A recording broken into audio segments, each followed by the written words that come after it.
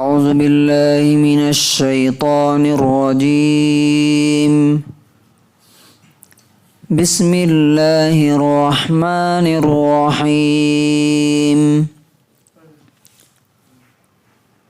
لن تنالوا البر حتى تنفقوا مما تحبون وما تنفقوا من شيء فإن الله به عليم.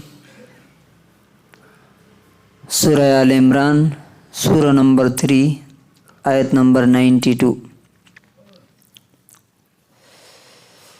اور تم کبھی بھی نیکی کے مقام تک نہیں پہنچ سکتے، نیک نہیں بن سکتے جب تک کہ تم اپنی محبوب اور پسندیدہ چیز اللہ کے راستے میں خرچ نہ کرو. اور تم جو کچھ بھی خرچ کرو گے اللہ تبارک و تعالی اسے خوب اچھی طرح جانتا ہے. Never will you attain the goodness until you spend out of what you love, and whatever you spend, Allah is knowing of it.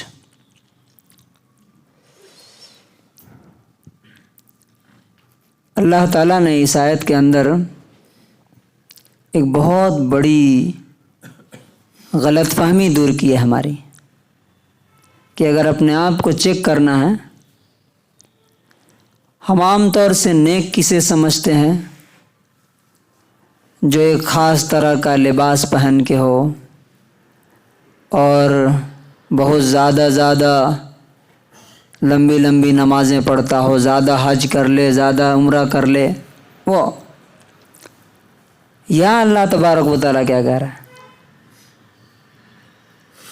کہ نیکی لوگوں کی نظر میں تم اچھے ہو سکتے ہو، اور بھی دوسرے اس کے لیے معیار ہیں، کرائٹیریا ہے، لیکن اللہ کی نظر میں تم کب اچھے ہوگے؟ اللہ کی نظر میں کب گڈ ہو سکتے ہو تم؟ اور یہاں بر سے مراد جو ہے مفسرین لکھتے ہیں کہ جنت ہے. بر کا معنی کیا ہے یہاں پہ؟ جنت. کہ جنت تمہیں مل نہیں سکتی ہے اور تم اللہ کی نظر میں اچھے ہو نہیں سکتے جب تک کہ یہ کام نہیں کرو گے. کون سا کام؟ کہ جس چیز سے تمہیں سب سے زیادہ محبت ہے، سب سے زیادہ تمہاری فیوریٹ جو چیز ہے، اسے تم اللہ کے لیے چھوڑ دو، دے دو. اب دیکھیے کہ صحابہ کرام نے جب اس آیت کو سنا تو کیسا ریئیکشن ان کی زندگی میں آیا، کیسا انہوں نے کیا. یہ آیت ابو طلحہ انصاری رضی اللہ عنہ نے جب سنی تو رسول اللہ صلی اللہ علیہ وسلم کے پاس آئے اور کہا کہ اللہ کے رسول، میرے پاس جتنی پراپرٹی ہے، جتنا مال ہے، جو گھر ہے، جو باغ ہے، اس میں سب سے زیادہ مجھے پسندیدہ، مجھے میرا فیوریٹ یہ بیروحا ایک باغ کا نام تھا جو مسجد کے بالکل اپوزٹ میں تھا. جیسے آپ مان لیجیے یہ مسجد ہے، اپوزٹ سائڈ میں بالکل پرائم لوکیشن پہ. کہا کہ میں نے جب چیک کیا اپنے دل کو تو میں نے محسوس کیا کہ میرے دل میں سب سے زیادہ اس باغ کی محبت ہے، اور اس میں 500 کھجور کے درخت تھے، 500. کہا کہ میں، اللہ تعالیٰ بولتا ہے نا کہ میں اس کی نظر میں اچھا نہیں بن سکتا ہوں، تو میں اس بات کا ثبوت کے لیے کہ میں خدا کی نظر میں اچھا بننا چاہتا ہوں، خدا کی خوشی مجھے چاہیے، میں نے یہ دے دیا. تو رسول اللہ صلی اللہ علیہ وسلم نے کہا بخن واہ واہ، ونڈرفل، کیا بہترین، مال رابح، تم نے بہت فائدہ مند تجارت کی. یہی آیت جب حضرت عمر رضی اللہ عنہ کو پہنچی، نبی صلی اللہ علیہ وسلم کے پاس آئے، کہا کہ اللہ کے رسول، میرے پاس جتنا کچھ ہے اس میں سب سے زیادہ مجھے محبوب اور فیوریٹ خیبر کا باغ ہے، خیبر کی زمین ہے، وہ میں اللہ تعالیٰ کی راہ میں دیتا ہوں۔ تو اللہ کے رسول صلی اللہ علیہ وسلم نے مشورہ دیا کہ باغ اپنی جگہ پہ رہنے دو، اس کی انکم صرف غریبوں میں، لوگوں میں، مہمانوں میں تقسیم کرو، رشتہ داروں میں۔ تو انہوں نے ایسا کیا۔ حضرت زید بن حارثہ کے پاس یہ آیت پہنچی، انہوں نے کہا اللہم انک تعلم ان فرسی احب الی، اے اللہ تو جانتا ہے کہ میرے پاس جتنی چیزیں ہیں ان میں سب سے زیادہ محبوب، میرا فیوریٹ میرا گھوڑا ہے۔ آج کل بول سکتے ہیں کار ہے۔ کہا کہ میں تیری محبت میں اسے قربان کر رہا ہوں، دے رہا ہوں میں۔ عبداللہ ابن عمر رضی اللہ عنہ، ان کا ایک غلام تھا، نوکر نافع، کہا کہ اللہ اس کو 1000 دینار عبداللہ ابن جعفر نے دیا تھا خریدنے کے لیے۔ 1000 دینار معلوم لاکھوں روپے، انہوں نے نہیں دیا تھا، لیکن یہ آیت سننے کے بعد کہا کہ اللہ میں نے اس کو تیرے لیے، تیری محبت میں نے آزاد کر دیا۔ تو اب یہ جو باتیں ہم سن رہے ہیں، ہمارے پاس بھی اللہ تعالیٰ نے کچھ چیزیں دی ہیں۔ گھر ہے، کسی کے پاس 1 سے 2 سے 3 سے زیادہ ہے، کسی کے پاس کئی دکانیں ہیں، کسی کے پاس سائٹ ہے، کسی کے پاس کچھ ہے۔ تو دیکھنا یہ ہے کہ صحابہ کرام نے تو عمل کیا، ہمارا اس آیت پر کیا عمل ہوتا ہے۔ اچھا ایک بات اور ہے، کبھی کبھی دینا ہوتا ہے اور کبھی کبھی چھوڑنا ہوتا ہے اللہ کے لیے۔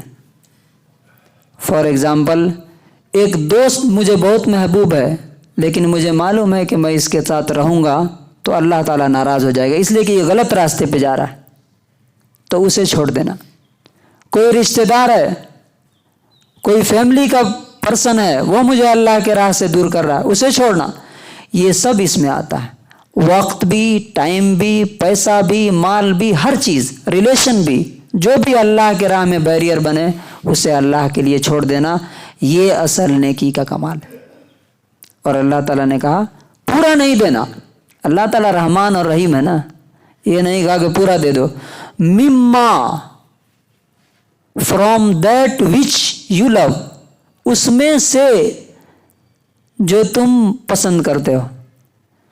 اور فرمایا وما تنفقوا من شیء، یاد رکھو جو کچھ تم دے رہے ہو، فإن اللہ، من شیء چھوٹی سے چھوٹی ہو یا بڑی سے بڑی ہو، فإن اللہ بہ علیم، اللہ تعالیٰ اسے اچھی طرح جانتا ہے کہ تم کیا دے رہے ہو۔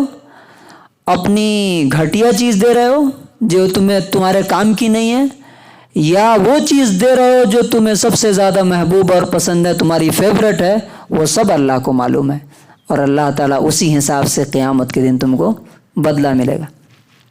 اب ایک اس پر ایک سٹوری ہے سمجھنے کے لیے کہ ہم جو کچھ بھی دیں گے وہ اصل میں ہمارا ہے، وہ ہمیں لوٹ کے آئے گا۔ ایک انجینئر تھا، ایک کمپنی میں کام کرتا تھا، بہت دن تک اس نے خدمت کی اور کہا کہ اب میں کام نہیں کرنا چاہتا ہوں، بہت میں نے کما لیا۔ تو کہا کہ ایک کام کرو،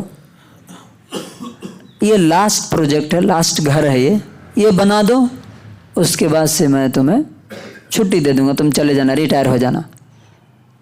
تو اس نے کہا کہ ٹھیک ہے، لیکن وہ بغیر انٹرسٹ کے ایسے ہی جیسے تیسے گھر بنا دیا، ویسا نہیں بنایا جیسا بناتا تھا، بس بوجھ اتارنے کے لیے۔ تو جب وہ گھر بن کے تیار ہوا تو کمپنی کے مالک نے اس گھر کی کیلی لا کے اسے دی، کہا کہ تم اتنے دن کام کیے نا، میں نے سوچا کہ تمہیں گفٹ دوں، انعام دوں، یہ گھر تمہارا ہے۔ سر پکڑ کے بیٹھ گیا،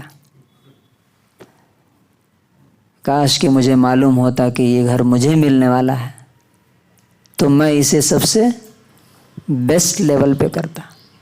اسی طرح سے اگر ہمیں معلوم ہو جائے کہ جو کچھ ہم دے رہے ہیں قیامت کے دن وہ ہمارے سامنے آئے گا، دیکھ کر کے آپ سوچئے کہ کیا ہمیں خوشی ہوگی کہ ہم کس کے لیے کتنا کر رہے ہیں، کس پر کتنا لوٹا رہے ہیں، فیملی پر، دوستوں پر، فلاں، ہمارا ٹائم اور ہمارا منی، یا وہاں جو ملنے والا ہے اس پر جب ملے گا تو پتہ چلے گا کہ ہم نے کیا کس کو دیا اور کیا اپنے لیے آگے بھیجا۔ اللہ تبارک و تعالیٰ سے دعا ہے کہ اللہ تعالیٰ ہمیں بھی اس کی نظر میں نیک بنائے اور اپنی محبوب اور فیوریٹ چیز اللہ کے راہ میں خرچ کرنے کی توفیق نصیب فرمائے۔